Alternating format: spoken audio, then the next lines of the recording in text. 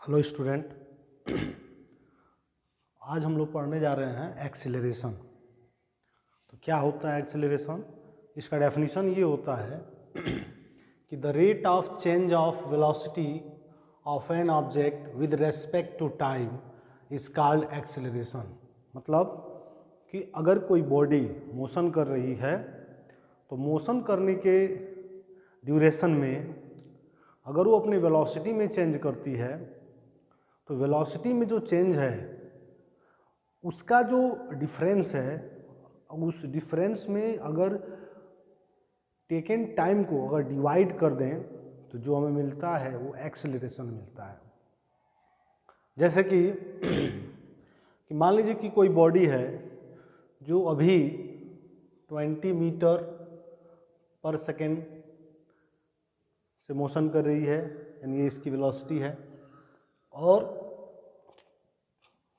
यानी t equal to 10 second में, यानी आफ्टर 10 सेकेंड इसका स्पीड 40 मीटर पर सेकेंड हो जाता है, यानी इसकी वेलोसिटी 40 मीटर पर सेकेंड हो जाती है। तो यहाँ से अगर पूछा जाएगा कि इसका एक्सेलरेशन क्या हो सकता है, तो यहाँ देखिए इस वेलोसिटी में चेंज हो रहा है, पहले 20 था अब हो गया 40 मीटर पर सेकेंड, और टाइम जो लगा है वेलोसिटी को चेंज होने में वो 10 सेकेंड लगा है। तो हम लोग कर सकते हैं क्या कि 40 माइनस 20/10 यानी कि 20/10 इक्वल टू 2 और मीटर पर सेकेंड स्क्वायर। तो इस तरह से हम लोग एक्सेलरेशन को कैलकुलेट करते हैं। तो जब भी एक्सेलरेशन को निकालना होता है वहाँ पर वेलोसिटी में चेंज मस्ट होता है और वहाँ जो टेकन टाइम है उसे भी जानना हमें ज़रूरी होता है। तो जितने भी बाइक्स हैं, कार्स हैं या कोई भी मोशन करने वाला डिवाइस है, अगर उसमें एक्सेलरेशन होगा तो तभी माना जाएगा कि जब उसकी जो वेलोसिटी है उसमें चेंज होना चाहिए अकॉर्डिंग टू टाइम।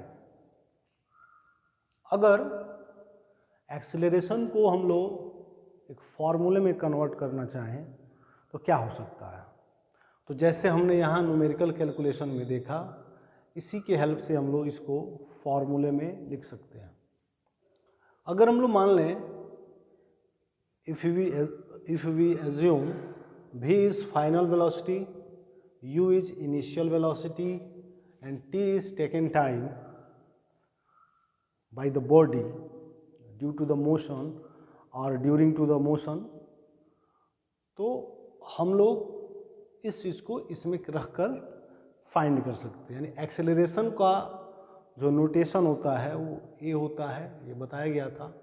तो v minus you upon T, तो v माइनस यू अपान जो t है, this is the formula of acceleration. और इससे रिलेटेड जो न्यूमेरिकल प्रॉब्लम्स है, आप बहुत सारे न्यूमेरिकल प्रॉब्लम्स को इस फार्मूले पे सॉल्व कर सकते हो।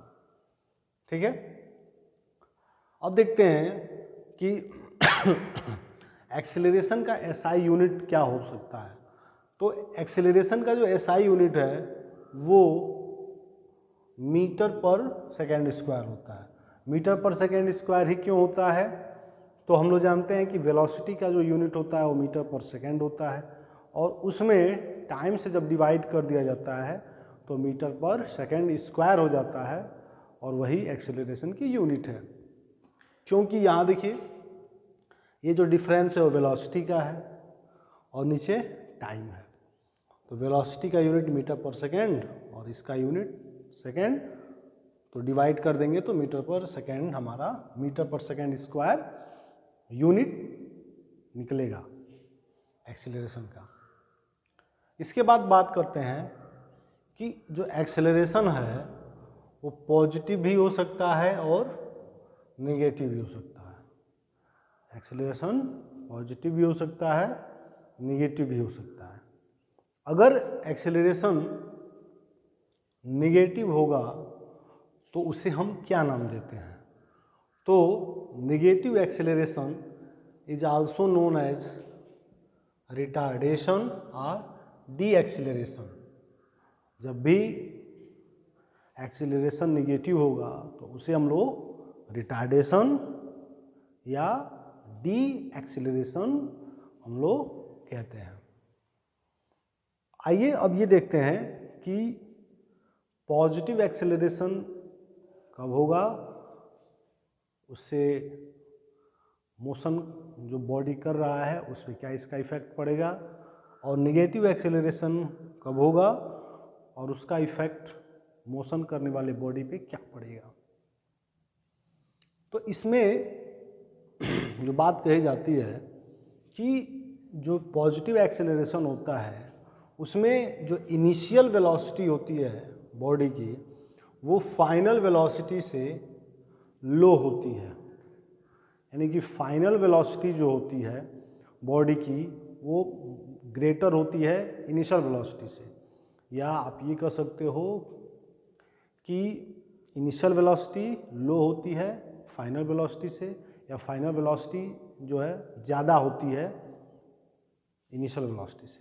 जैसे मान लीजिए कि कोई बॉडी है तो उसका जो इनिशियल वेलोसिटी है वो 20 मीटर पर सेकंड है। u जो होता है वो इनिशियल वेलोसिटी को शो करता है, v जो है 50 मीटर पर सेकंड है, यानी ये v फाइनल वेलोसिटी है, और टाइम जो है वो 5 सेकंड है। तो जब इसको रख के हम लोग सॉल्व करेंगे v minus you upon T, तो 50 माइनस 20 अपान 5 30/5 6 मीटर पर सेकंड स्क्वायर।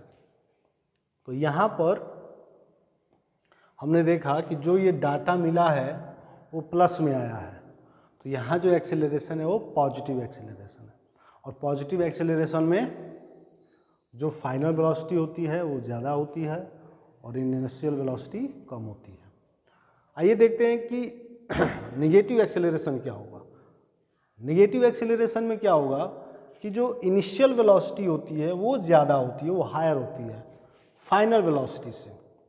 फाइनल वेलोसिटी से इनिशियल वेलोसिटी ज़्यादा होती है, जिसकी वजह से ये नेगेटिव एक्सेलरेशन हो जाता है, इसे रिटार्डेशन बोलते हैं। देखते हैं इसको रख करके वैल्यू, तो a इक्वल टू होता है v minus you upon T, तो ये हो जाएगा 100 माइनस 60 अपान 4, तो आपका ये हो जाएगा 40 अपान 4 10 मीटर पर सेकेंड स्क्वायर। यहाँ एक चीज़ देखिए कि सॉरी यहाँ जो है थोड़ा सा डिस्टर्ब हो गया है, ये v माइनस यू हमको रखना था, तो v हमारा है 60, ये हो गया 100 और ये हो गया बाई 4, तो ये हो गया माइनस 40/4, तो ये कैंसल आउट हो जाएगा, तो माइनस 10 मीटर पर सेकेंड स्क्वायर।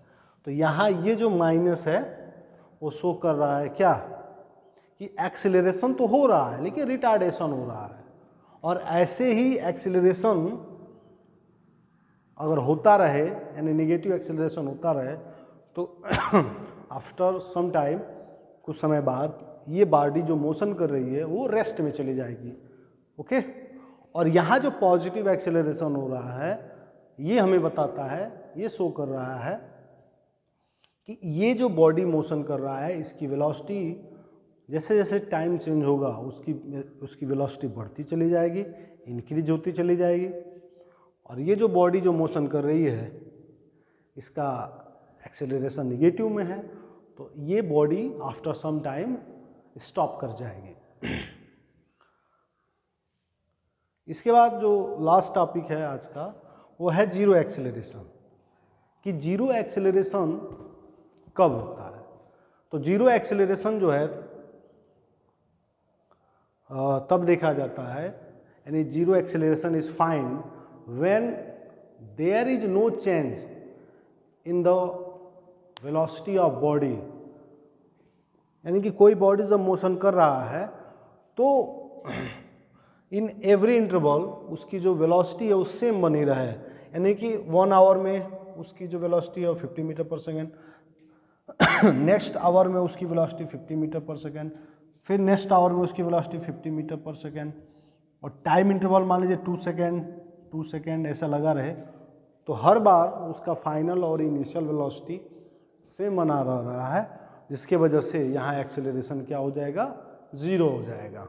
ओके, क्यों 0 होगा, क्योंकि इफ v माइनस यू जो हम लोग जानते हैं उसमें रखेंगे तो 50 माइनस 50/2 ये 0 दे देगा, 0/2 0 हो जाएगा।